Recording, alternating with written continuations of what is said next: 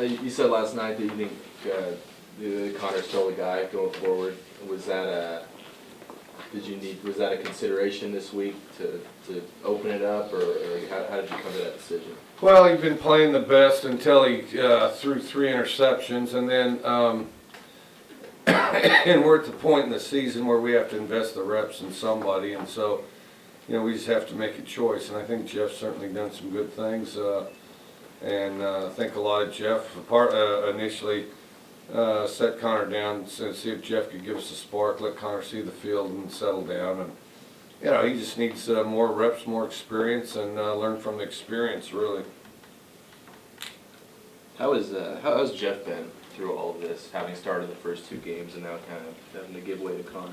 He's one of the greatest team guys I've ever been around. Very supportive guy, works hard, very skilled, good player. And if he is our quarterback, I'd feel real comfortable.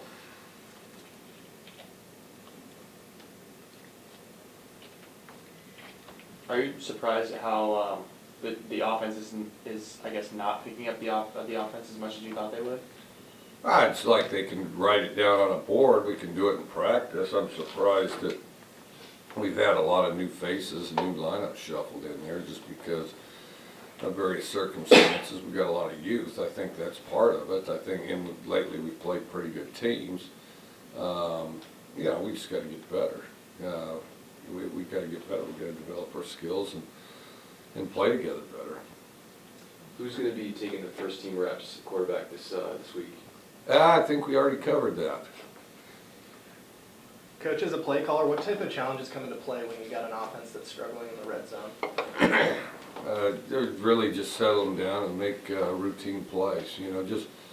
I think sometimes guys go down to the red zone trying to make too much happen. Rather than get hungry, they get tight. And I think we're symptomatic of that. And then all of a sudden we'll tighten up and we won't do what we can do. You haven't, as a head coach, you haven't coached a team that's had a 2-4 record before. I mean, is this a learning experience for you at all, or? Yeah, I just think there's a lot of patience, and patience is hard to come by, so I think you got to manufacture it a little bit. But the biggest thing is you just stick together and keep doing the best you can. You talked about Jeff also. Gino was in here and just talking about, what he's been through during his time being a senior leader. The seniors on your team, what kind of leadership would you say you've gotten from them so far? I think it's mixed. I think some it's stellar. I think, I think Gino's a guy that, elected team captain this week. Came from not playing hardly at all to elected team captain. And a lot of it is just, he's kind of accelerated his focus and effort. Some of them have been great and some of them have been very poor. Some of them some of them have had kind of this zombie-like go through the motions. Well, everything's how it's always been. That's how it'll always be. And some of them, quite honestly, have an empty corpse quality. And that's not pleasant to say or pleasant to think about, but it's a fact, in which is why it's been necessary for us to have the youth movement we have. Was that something when you came in and, the younger guys playing, you were hoping to get more out of your Well, we seniors? got a higher effort level. As simple as that. You play a bunch of freshmen and true freshmen, we got a higher effort level out of them. And if you're a senior, you need to ask yourself, why is that the case? How can that possibly be?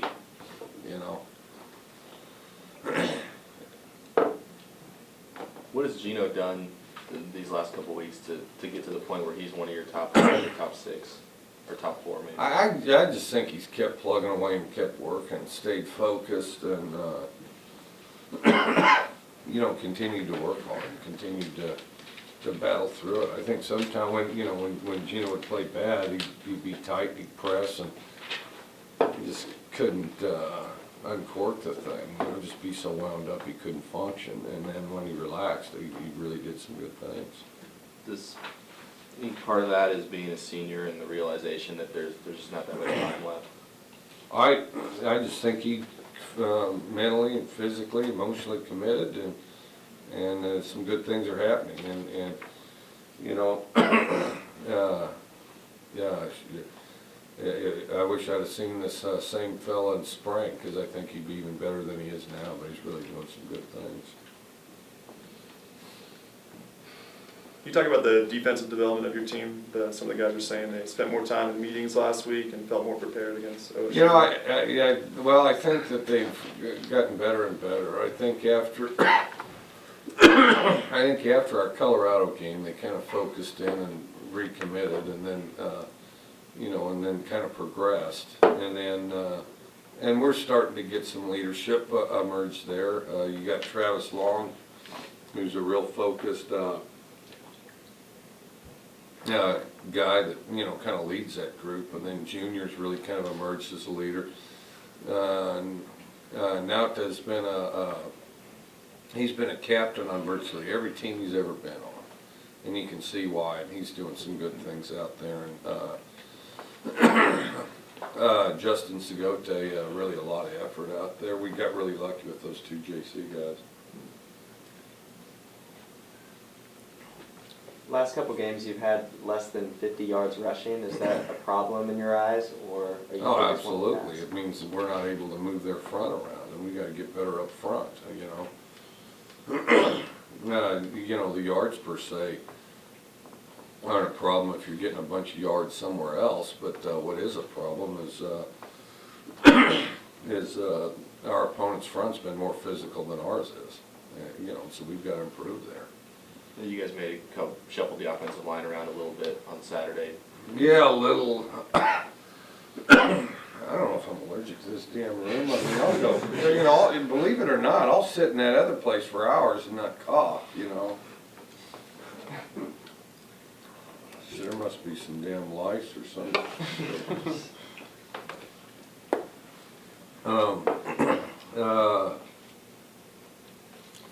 Well, in response to your very interesting question, what was it? They shuffled the offensive line around a little. We don't have a lot of guys to shuffle. You know, we tried to move it around to get the best combinations. Really, we're only in a position to play about 7 of them, so we got to do the best we can there. You see Wade Jacobson working his way back. I thought he did some good stuff there. I thought he did some good stuff out there when he played. First series a little rusty. After that, I thought he played pretty good. Mike, what's focus recruiting? Is it offensive and defensive line, 1-2 or 2-1 or? Probably O-line. Let's see, probably O-line. Let's see, I'd say O-line's definitely first. D-line, if they're great, you try to get them where you can. I'd say it's O-line, DBs, D-line, receivers.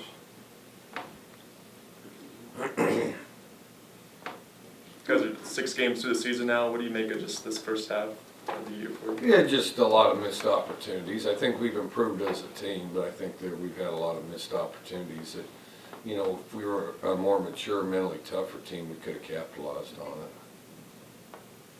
When you look at tape from a couple of games ago to where you looked at the tape from Oregon State, do you feel that across the board you're closer to putting together that breakout performance? The Oregon State thing doesn't suggest that. I mean, it does on defense, it doesn't on offense. The Oregon State tape certainly doesn't suggest that on offense. We need to, you know, we need to learn from it and never let it happen again. The Oregon State game offensively was a disaster. We didn't play well at all. What needs to happen, I guess, then, to put that all together, do you feel going forward, and sooner rather than later? Well, we just need focused people rather than have fragmented focus. And you know, right now we're a team that if we face any adversity, we get discouraged. We've got to embrace adversity. If you don't embrace adversity, you're never going to improve. Nobody got here because they didn't, at least initially, enjoy embracing adversity. Nobody would be here. Nobody would be a college football player if they hadn't overcome adversity, defeated other people in the depth chart, and did a whole lot of things that are difficult when other people weren't doing. However, we're in a situation where we've got a couple guys that, you know, and it's not just one or two, but just kind of a collective mindset where we don't embrace adversity and the, you know, understanding that there's no real satisfaction unless you do something that's difficult, you know. I mean, if you go out there and if we were to play some junior high school team and pound them, I mean, would anybody be satisfied with that? Would that be fun? Would there be any sense of accomplishment? No, there wouldn't. And so adversity is required for that. Well, we got to be a team that embraces adversity. And right now, we're a team that if it's not easy, we want to flinch and flounder. Well, I mean, we got to change that. And part of it is changing the way we think, and part of it is you know, we haven't really had the strength from our senior class. We should get there, so we've turned to our younger guys to develop them, and they're a ways off. Cal's a team that had gone through adversity and had the big performance at against UCLA. Can you look at that at all and talk to your guys about that and say, you know, if they were able to put it together, I mean, maybe use that in any sort of way? Well, part of it, our team, I don't know any parallels there or not. I mean, you know, Cal does what they do, we do what we do, and we've been here a few months, and they've been there for 10 years or whatever it adds up to, so I don't know if it's a comparison or not. But what I do know is that you know, we're a better team than we play. When as a team collectively we believe we're a good team, we will play better. And you know, there's way too much salesmanship going into, you know, oh, but really you are a good team. Oh, yes you are. You know, I mean, that's a bunch of crap. I mean, at some point, a guy's got to get out there and say, I worked hard at this and it means something to me, and I'm going to prevail over my opposition. Rather than all these little boosts and dust-offs and pats on the back and everybody feels good. I mean, you know, and we're crazy on that thing. You know, we're more concerned about relationships and people being happy than performance. And until we put performance in front of all that, I mean, it's going to take a while. So, and we can make the decision and do it today. And we can go out there and make that decision. It happens today. Or we can drag our feet. But right now, you know, our players, coaches, and everybody that it's meaningful to, you know, we need to get those other guys on board. Either that or get them out of here, you know. So. As a quarterbacks coach, do you say anything to Connor, kind of to maybe protect his psyche after he goes through that type of game, maybe for the first time in his career? Yeah, I meet with him all the time, try to get him to settle down. You know, I think that, you know, he's a guy that's, you know, I mean, there's two different types. There's a type that if, you know, if things don't go well and there's adversity, they're going to get in the fetal position and run for cover, the mental fetal position, and, you know, sit there and hope they don't have to play. Well, Connor's kind of the opposite. Connor's going to start pressing, try to put too much on his shoulders, and start pulling the trigger early and hurrying stuff up and trying to make too much happen, which, you know, is just as destructive. But I think the motives are a little more sincere and a little more what we're after. Any questions on the line for Coach Leach? Hey, Mike, Bud Withers over in Seattle. On the offensive line issues, you addressed the lack of physicality and so forth. Are you beyond that? Do you see any pockets of good play, but is it just inconsistent, or what do you see? You know, I just think, well, again, I think that collectively we're better than we give ourselves credit for, but there's so many new faces that have been, that are new to being beside one another, that we're not real cohesive. If you add up the snaps that they've played in their career, I don't know how many of them equal, I don't know that anybody's got a full 3 games under their belt. And so there's going to be a little growing process there, but part of it's just the confidence that, you know, you work hard and you've developed your skills and you're good enough to go out there and make it happen. And, you know, we got to keep stopping ourselves, or we got to quit stopping ourselves. You know, just any little thing, you know, we want to go fragile mentally. I mean, At some point, we've gotta not care about that and just worry about playing.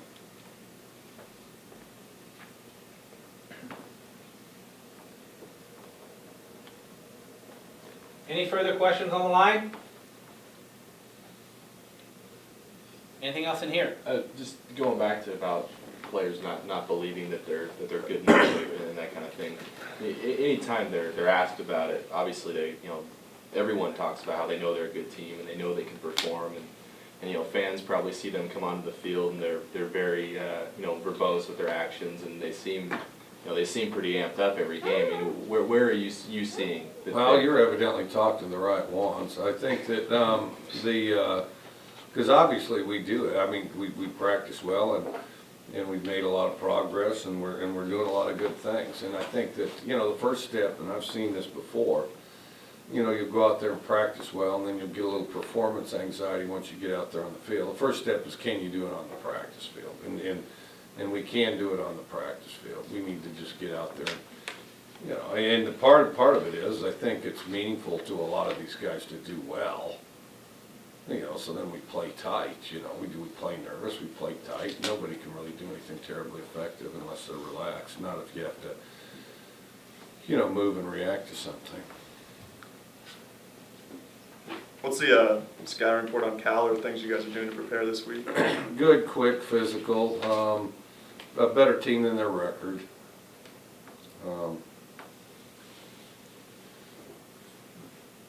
Anybody else? Did you have any input on your bobblehead, which will be handed out to 10,000 fans? No, I would like to meet the caveman that invented a bobblehead, because it's obviously been around for a long time. Yeah, I've never had a bobblehead that I recall. Maybe one handed out at a baseball game or something, but no, actually somebody gave me a Billy Martin bobblehead. So anyways, shoot, if it's good enough for Billy Martin, it's good enough for me. So it's flattering. I just don't know how somebody would have thought of such a thing, but Have you seen it? No. No, if I'm one of the first 10,000, though, from 100. Coach, I have a student question for you. Their question for you this week is, do you have any favorite spots in Pullman now that you've been here? Or? A lot of good places. My office seems to be my favorite. Like? Anything, or What do you places want, to go, or food, food, or yeah, things like that. Like your actual office here, or my office, the bar downtown?